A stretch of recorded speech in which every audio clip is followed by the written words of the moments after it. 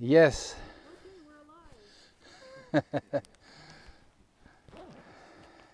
Good.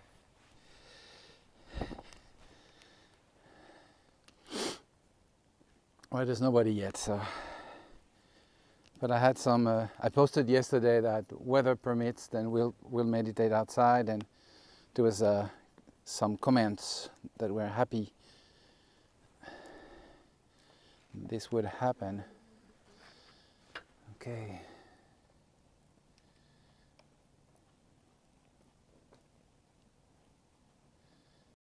I even have the time to prepare the sound.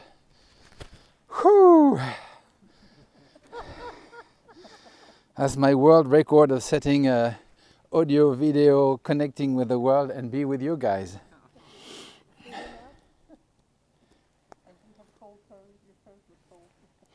No, I'm fine actually. You know, I have a drawer full of socks. You know, because like what Christine yesterday, she looked at my feet, she said, "Oh, you need socks." And everybody thinks that. So I have a drawer full of socks, which I very rarely wear. Yeah. You know, when it's fair weather, I wear sandals or Crocs. And when it's cold, I wear my boots. No, boots. Who wears socks and boots? No, I have these boots with it's kind of like Uggs, you know, with a sheepskin. It's not vegan. Hello to the two. Stephanie's here. Good morning. Can you hear us fine? Stephanie's. Was that a yes? Oh, she's chatting because it's live stream, so it's not interactive. So let me turn this in. This one, no, this one has to turn into airplane so it doesn't ring. I have to go on the recording. Okay, this is good. Now it's recording.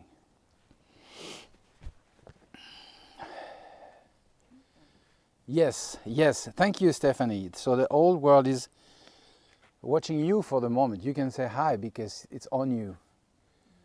Hi. Yeah. And so nobody died. We're not going to cremate anybody. It's just because it's a little fresh morning. So that's why we have the fire going on. So if you're cold in your place, just come closer to the screen and you'll feel the warmth.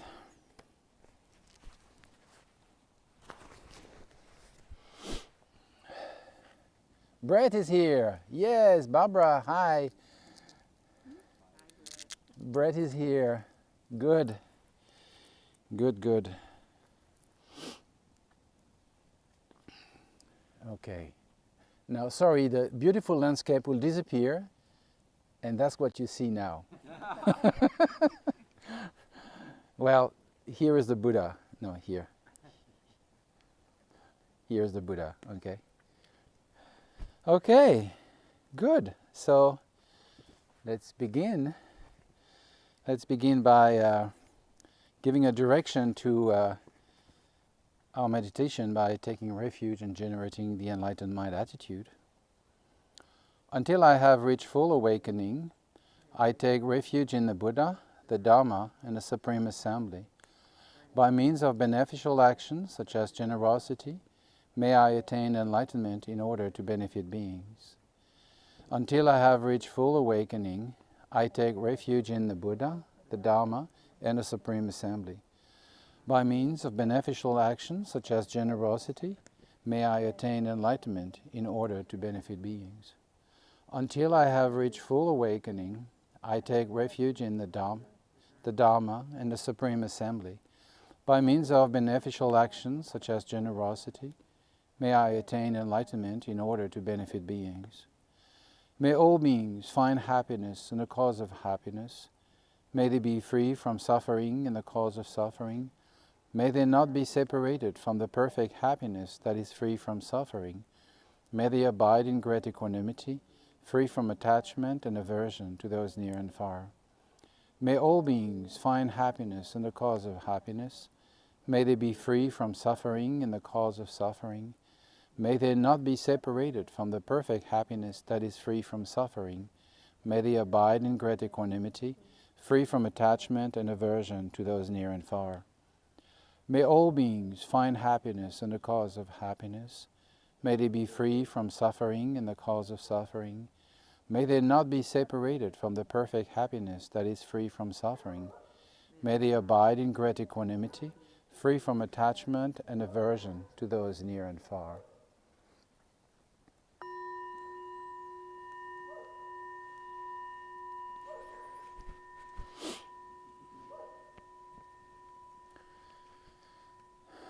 Let's begin by taking a moment to make sure that we are here. That is, whatever we have been doing before we arrived here, we let it fade away into the past. Whatever we might have to do after this moment of leisure and meditation, we leave it on hold for now.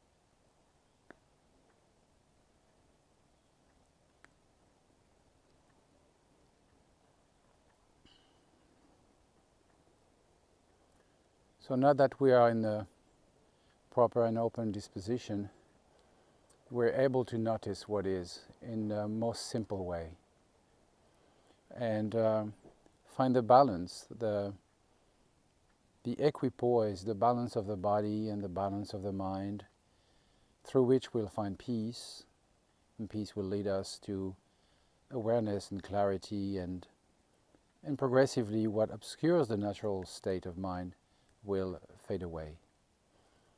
So first we pay attention to our body and the way we sit. It has a direct influence on the state of our mind, because body and mind are totally connected through the prana, or subtle energies that circulate throughout our body. So the right posture will channel properly the energies, and in turn this will help to find the balance, the equipoise of mind.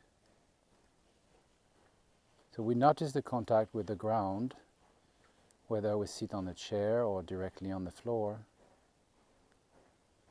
We notice the stability we gain through this.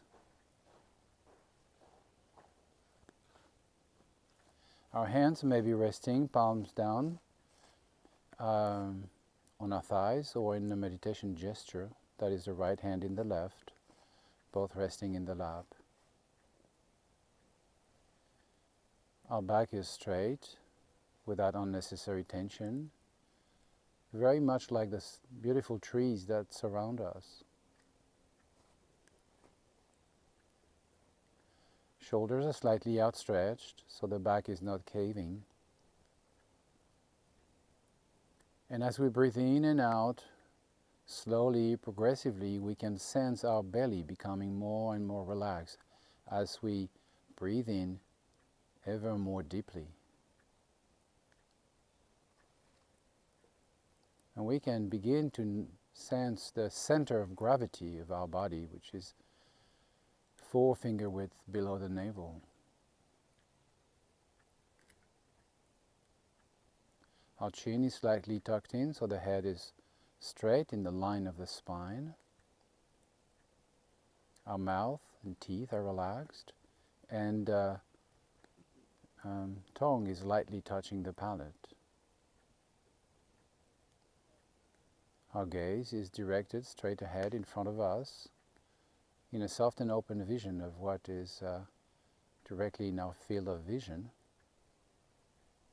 Eyes half closed, or if we find it more comfortable, we can also keep our eyes closed.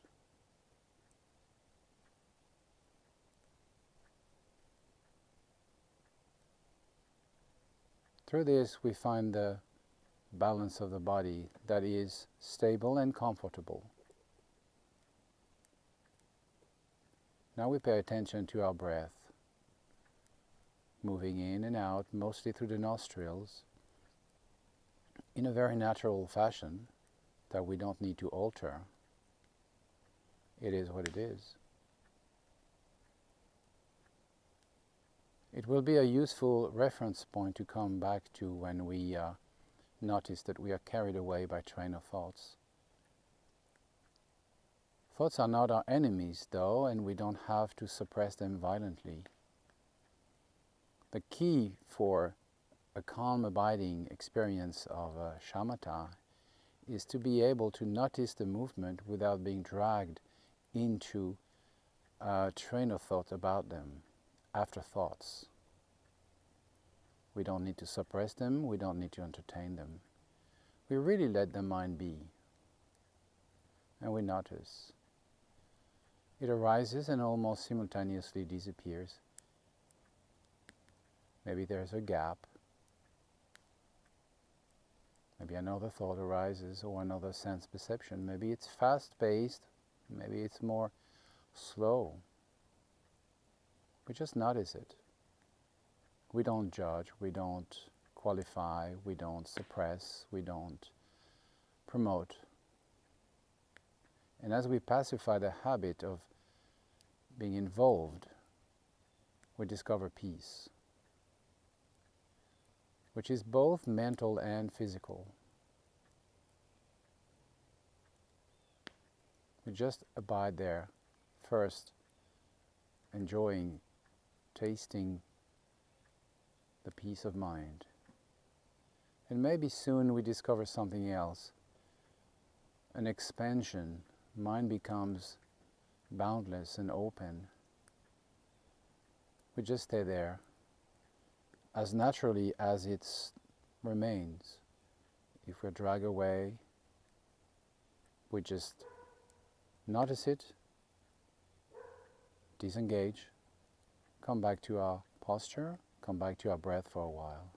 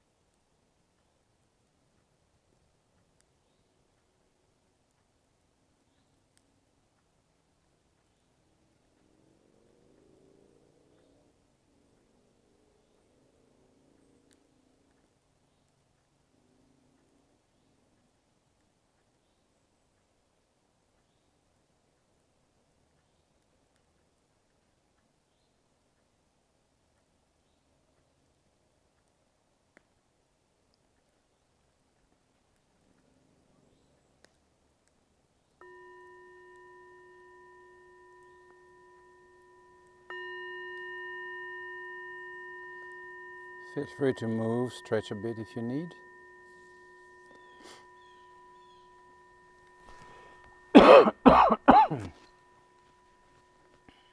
Dry cough, it's okay.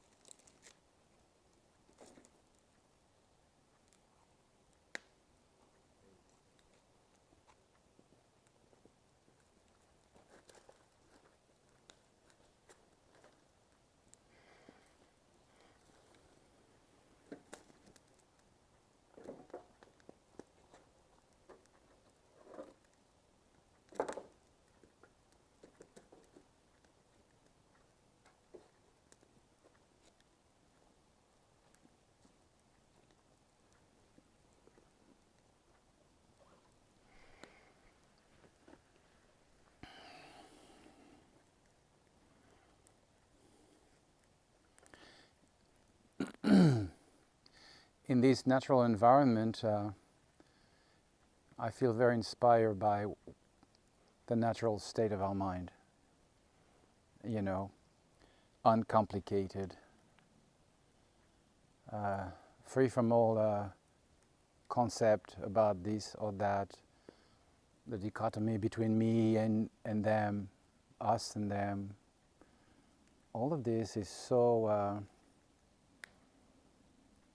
irrelevant,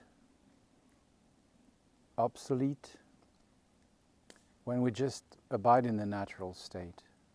That is the natural state of our mind. And how do we arrive there? Well, first, it's important to always keep in mind that it is always with us, because that's the nature of our mind. So whether our mind is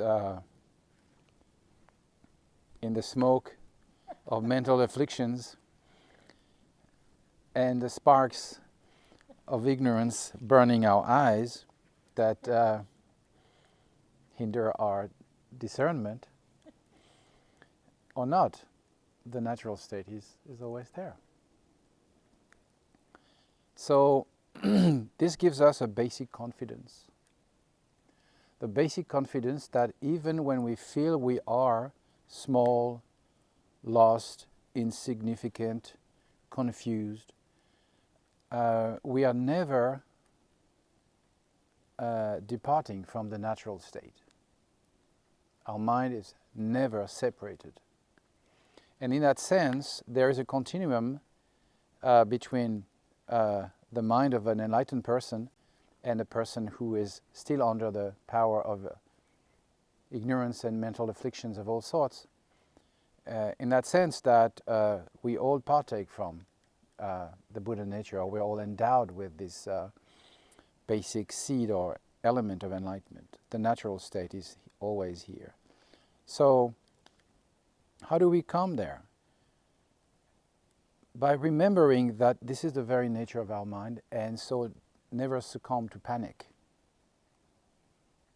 Because panic throws us away from the natural state, because we are trying to find ways to cope with what it seems we have lost or we haven't yet reached. And so even our meditation may become frantic.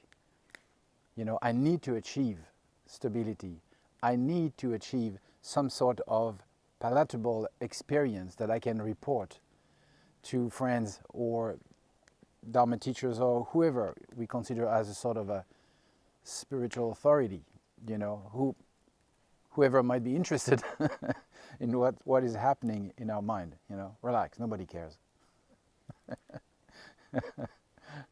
You know, that's fine. So we don't need to really have this sort of a frantic approach of meditation. It's really learning to chill out with awareness. Because chilling out sometimes is, you're kind of high, or you're sort of like, foggy, and it's kind of a woolly experience of peace. That is not what true calm abiding is about. It's not woolly. It's extremely, extremely sharp. The manual about meditation said if you cultivate the woolly meditation, you create the cause to be born as a sheep.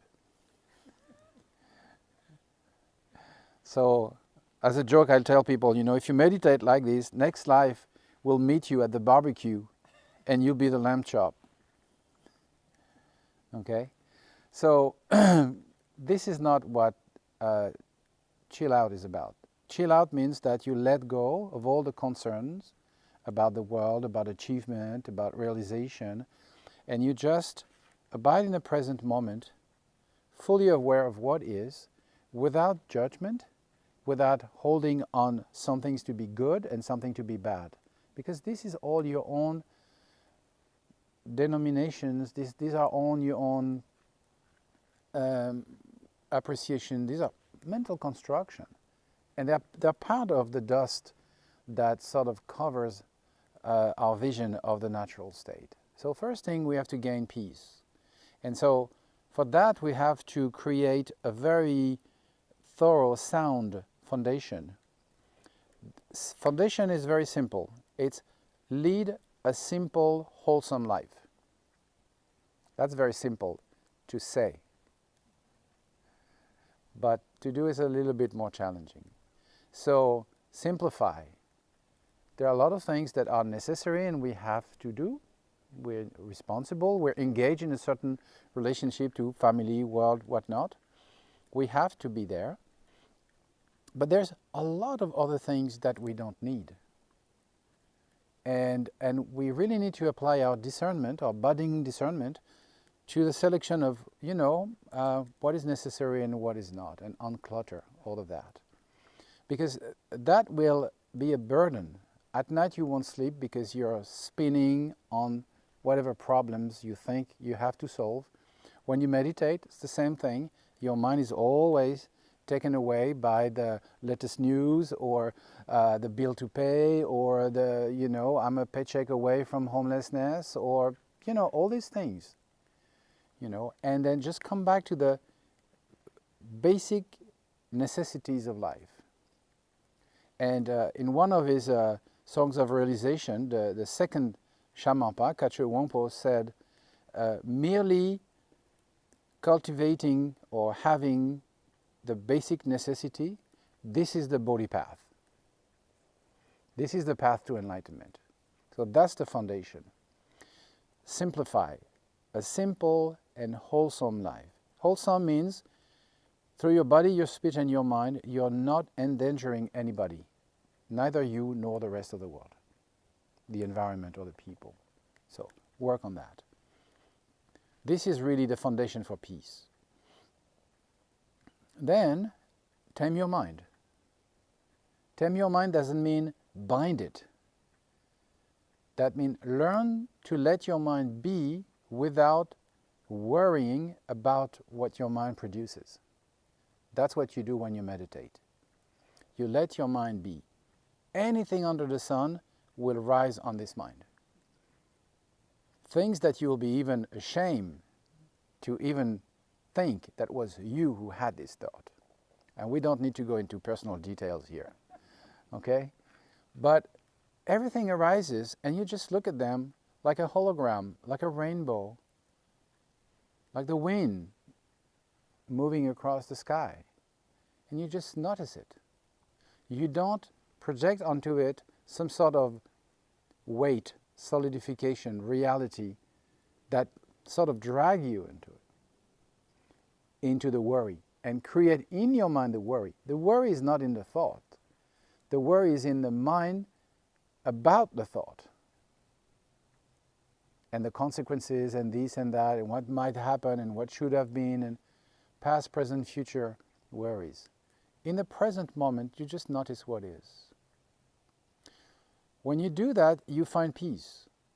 The idea of shamatha is that there's first a pacification of the habit to always intervene. That's the pacification, not of the thoughts, of the intervention. And then the second part is abiding, equipoise. You're stable. Your body is like a mountain, your mind is like the sky. You just, you're a blue-ridge mama. Mountain mama. Just abide there. And then on the mountains, all sorts of bushes grow, all sorts of trees grow and fall, an animal nest, and all sorts of things happen. This is not Blue Ridge Mountain's problem. She couldn't care less, right? So that's why she's like a mountain. We sit like the Blue Ridge, our mind is like this space above the Blue Ridge, and we find the peace.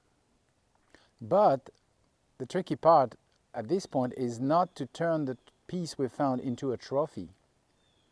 I have achieved peace. You stuff it and hang it on your wall next to the buck you killed last year. Don't turn peace into a trophy, because it's nothing in itself. It's just mind stuff. Thoughts are mind stuff. Thoughtlessness is mind stuff. Peace is mind stuff. Mind is empty. So what are you going to stuff? There's nothing to hold here. There's nothing to display. So just be in the peace without doing something out of it. Why would you do that? You do that because you feel that you need to have a palatable achievement that you can show. Either to yourself, say like, good boy, good girl, or to the rest of the world, hey, look, I'm realized. I'm a very holy person, whatever. You don't need to do that. So when you find peace, you chill out, and then there's a sense of expansion. The body and the mind feel really, really spacious and relaxed. And then in this expansion, this vast expanse of your mind, in a peaceful equipoise, the sense of love comes. Love is non-aggression. Aggressions come from having a territory to defend or seeing something that you want to conquer, to make it yours. Love doesn't have, spaciousness doesn't have this. Peace doesn't have this. So there is a sense of unconditional love. And because it is also mind stuff, it spreads out throughout the vast expanse of your mind. It's really unlimited. And then it just goes and touches everybody everywhere. You sort of like touch everybody with love from within, in their own mind. And you just abide there. And then if your mind is not able to abide in this, then tricks have been offered to us, skillful methods, for example, Om Mani Padme Hum, the mantra of love and compassion. So you learn about it, and then you recite this mantra, Om Mani Padme Hum, Om Mani Padme Hum, and you sort of jumpstart the experience of love with the mantra. And then when you feel this love that has been like the fire here kindled with the help of the match of Om Mani Padme Hum, then you just let the fire burn and fill up the space. So your mind becomes very gentle and very subtle. Supple and subtle. Om Mani Padme Hum, Chenrezi, the compassionate eye that looks at all beings in their suffering and offer a support and a remedy, is the softener of our mind. When our mind is like a rough cloth, we need to put in the washer a softener to make it a little bit more, soft. The nature of mind is to be soft and tender, but because we have a sense of territory to protect, it becomes at times very rough. This is like the, how how do you call this, lime, calc, deposit on your clothes. And your clothes become rough. So with the softener of Om Mani Padme Hum, you come back to the natural silkiness of your mind. And you just abide there in this open expanse, the union of compassion, love, and space. And in silence, you know that this very mind is Buddha.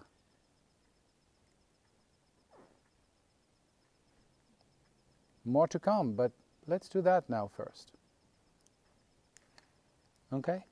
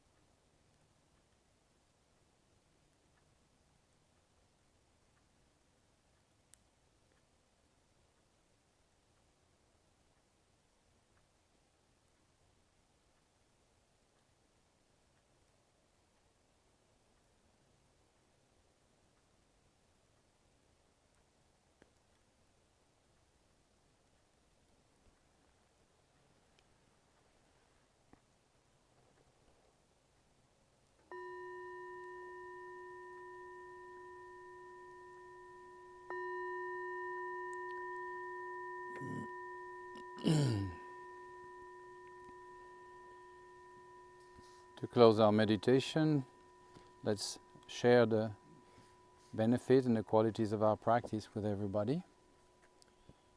Through this merit, may I attain true omniscience. Then, having overcome all harmful, destructive forces, may I liberate sentient beings from the ocean of existence and its turbulent waves of birth, old age, sickness, and death. May the most precious mind of awakening that has not yet dawned now rise. Once arisen, may it never decline, may it continue to increase evermore.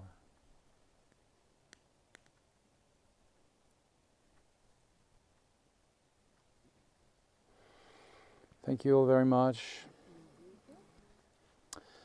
Thank you, people behind the screen.